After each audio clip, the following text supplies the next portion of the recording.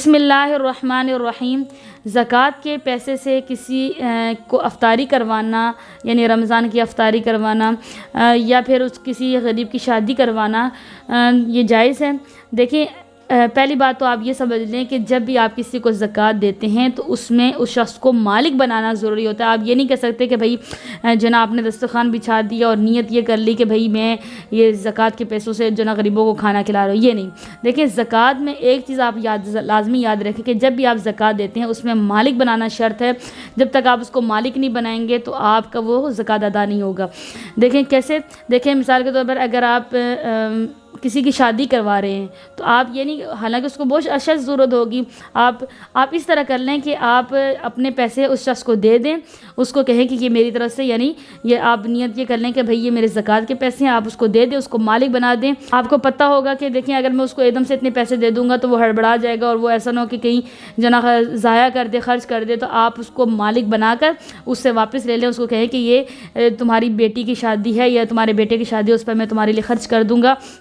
या कोई वकील बना दें उसकी तरफ से, उसके वकील को पैसे दे दें कि भाई यानी मालिक बना दें उसके वकील को या उस शख्स को मालिक बना दें। और बेशक आप बाद में उससे लेकर अपने पास रख लें, जब उसकी बेटी की शादी है या बेटे की शादी है तो आप उस पर खर्च कर लें। इसी तरह अगर अब रमज़ान में अफ्तारी करवा रहे हैं तो उसमें हम मालिक नहीं बना रहे होते, हम लोगों को मुतलकन खाना खिला रहे होते, तो वो फिर जना ज़कात की अदायगी में नहीं होगा। अलबत्ता हाँ, अगर आप मिसाल अक्सर देखा जाता है जैसे पार्सल डब्बे वगैरह पैक किए जाते हैं तो उसमें ये होता है कि आप ज़कात के जो ना ज़कात के पैसों से वो डब्बे वगैरह ख़रीद कर आप उसको मालिक बना रहे हैं, आप उसको दे रहे हैं कि ये अफ्तारी का यानी खाना आप उसको दे रहे हैं। आप ये नहीं कि दस्तरखान बिछा कर आप उसको सबको खिला रहे हैं, तो वो फिर वो मालिक बनाना ना हुआ।